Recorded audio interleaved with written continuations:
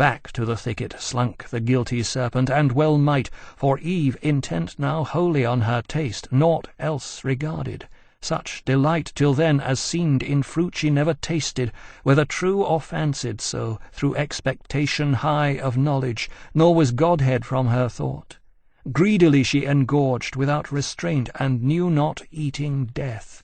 Satiate at length, and heightened as with wine, jocund and boon, thus to herself she pleasingly began. O sovereign, virtuous, precious of all trees in paradise, of operation blessed to sapience, hitherto obscured, infamed, and thy fair fruit let hang as to no end created, but henceforth my early care, not without song each morning, and due praise shall tend thee, and the fertile burden ease of thy full branches offered free to all, till dieted by thee I grow mature in knowledge as the gods who all things know, though others envy what they cannot give, for had the gift been theirs it had not here thus grown. Experience next to thee I owe, best guide. Not following thee I had remained in ignorance. Thou open'st wisdom's way, and giv'st access, though secret she retire. And I perhaps am secret. Heaven is high, high and remote, to see from thence distinct each thing on earth, and other care, perhaps, may have diverted from continual watch our great forbidder, safe with all his spies about him. But to Adam in what sort shall I appear? Shall I to him make known as yet my change, and give him to partake full happiness with me, or rather not, but keep the odds of knowledge in my power without co-partner? So to add what wants in female sex, the more to draw his love, and render me more equal, and perhaps, a thing not undesirable, sometime superior. For inferior who is free? This may be well. But what if God have seen, and death ensue? Then I shall be no more, and Adam, wedded to another Eve, shall live with her enjoying, I extinct, a death to think. Confirmed then I resolve, Adam shall share with me in bliss or woe. So dear I love him, that with him all deaths I could endure, without him live no life. So saying, from the tree her step she turned, but first low reverence done as to the power that dwelt within, whose presence had infused into the plant sciential sap, derived from nectar, drink of gods. Adam, the while waiting desirous her return, had wove of choicest flowers a garland to adorn her tresses, and her rural labours crown, as reapers oft are wont their harvest queen. Great joy he promised to his thoughts, and new solace in her return so long delayed. Yet oft his heart, divine of something ill, misgave him. He the faltering measure felt, and forth to meet her went, the way she took that morn when first they parted. By the tree of knowledge he must pass. There he her met, scarce from the tree returning, in her hand a bough of fairest fruit that downy smiled, new gathered, and ambrosial smell diffused. To him she hasted, in her face excuse came prologue, and apology to prompt, which with bland words at will she thus addressed. Hast thou not wondered, Adam, at my stay?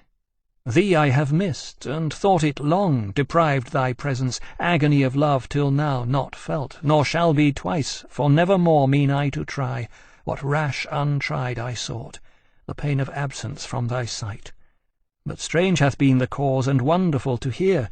This tree is not, as we are told, a tree of danger tasted, nor to evil unknown opening the way, but of divine effect, to open eyes, and make them gods who taste, and hath been tasted such.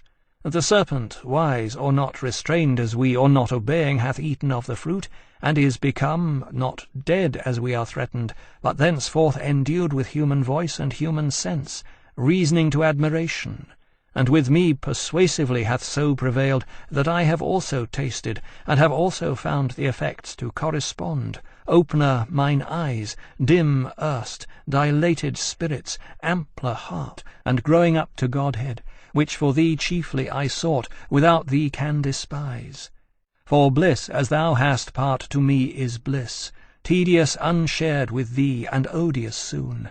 Thou therefore also taste, that equal lot may join us, equal joy as equal love, lest thou not tasting different degree disjoin us, and I then too late renounce deity for thee, when fate will not permit. Thus Eve with countenance blithe her story told, but in her cheek distemper flushing glowed. On the other side Adam, soon as he heard the fatal trespass done by Eve, amazed, astoned stood and blank, while horror chill ran through his veins, and all his joints relaxed. From his slack hand the garland wreathed for Eve down dropped, and all the faded roses shed. Speechless he stood and pale, till thus at length first to himself he inward silence broke.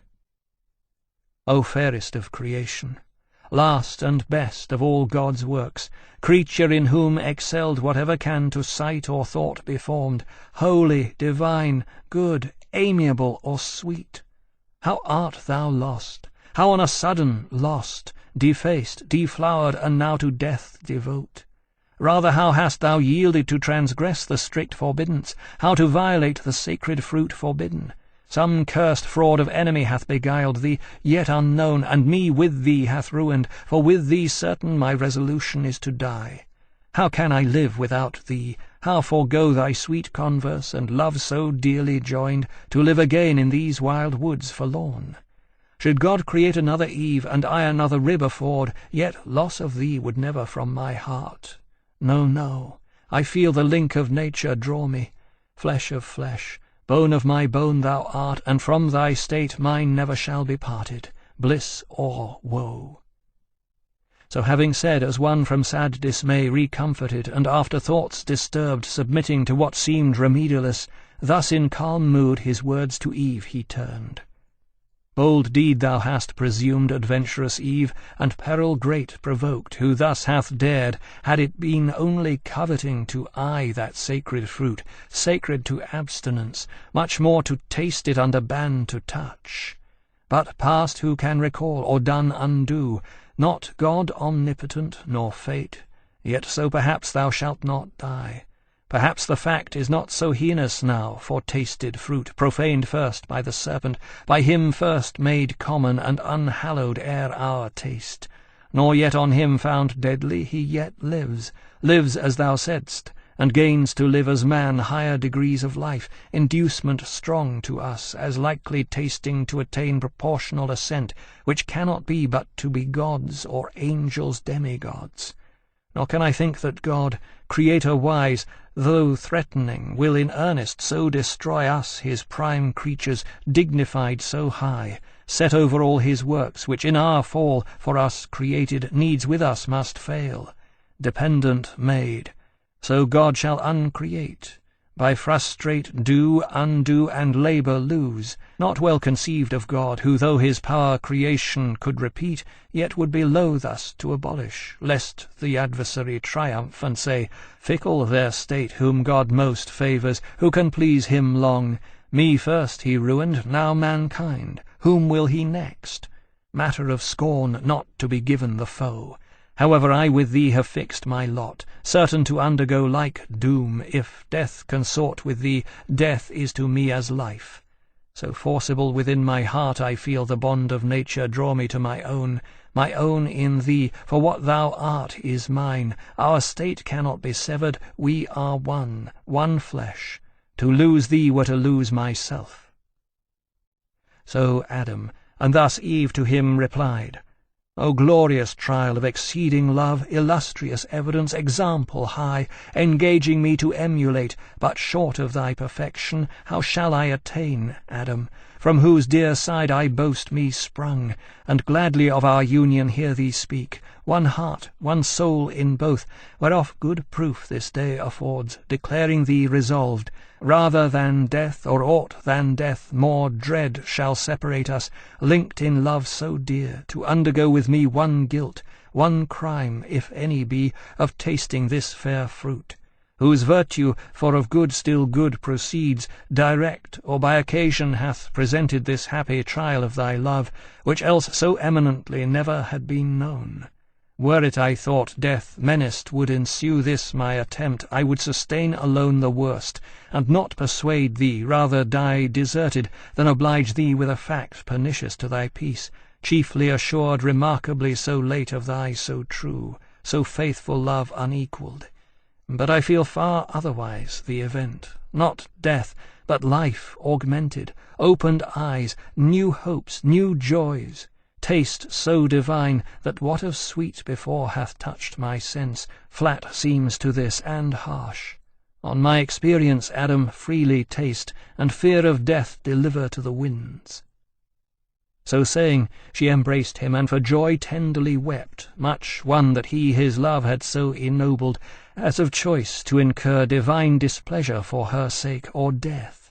In recompense for such compliance bad such recompense best merits, from the bough she gave him of that fair enticing fruit with liberal hand, he scrupled not to eat against his better knowledge, not deceived, but fondly overcome with female charm. Earth trembled from her entrails as again in pangs, and nature gave a second groan. Sky lowered and muttered thunder, some sad drops wept at completing of the mortal sin original, while Adam took no thought, eating his fill, nor Eve to iterate her former trespass feared, the more to soothe him with her loved society, that now as with new wine intoxicated both they swim in mirth, and fancy that they feel divinity within them breeding wings wherewith to scorn the earth. But that false fruit far other operation first displayed. Carnal desire inflaming, he on Eve began to cast lascivious eyes, she him as wantonly repaid. In lust they burn, till Adam thus 'gan Eve to dalliance move. Eve, now I see thou art exact of taste, and elegant, of sapience no small part, since to each meaning savour we apply, and palate call judicious. I the praise yield thee, so well this day thou hast purveyed. Much pleasure we have lost, while we abstained from this delightful fruit, nor known till now true relish, tasting. If such pleasure be in things to us forbidden, it might be wished, for this one tree had been forbidden 10. But come, so well refreshed, now let us play, as meet is after such delicious fare.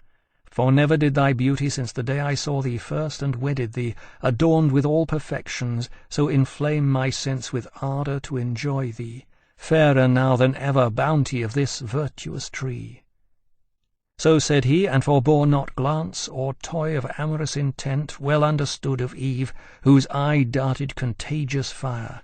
Her hand he seized, and to a shady bank, thick overhead with verdant roof embowered, he led her nothing loath. Flowers were the couch, pansies and violets and asphodel and hyacinth, earth's freshest, softest lap. There they their fill of love and love's disport took largely, of their mutual guilt the seal, the solace of their sin, till dewy sleep oppressed them, wearied with their amorous play. Soon as the force of that fallacious fruit, that with exhilarating vapour bland about their spirits had played, and inmost powers made was now exhaled, and grosser sleep, bred of unkindly fumes, with conscious dreams encumbered, now had left them, up they rose as from unrest, and each the other viewing, soon found their eyes how opened, and their minds how darkened. Innocence, that as a veil had shadowed them from knowing ill, was gone. Just confidence and native righteousness and honour from about them, naked left to guilty shame he covered, but his robe uncovered more, so rose the Danite strong Herculean Samson from the harlot lap of Philistine Delilah, and waked shorn of his strength, they destitute and bare of all their virtue. Silent and in face confounded long they sat, as stricken mute, till Adam, though not less than Eve abashed, at length gave utterance to these words constrained. O Eve, in evil hour thou didst give ear to that false worm, of whomsoever taught to counterfeit man's voice, true in our fall, false in our promised rising. Since our eyes opened we find indeed, and find we know both good and evil, good lost and evil got.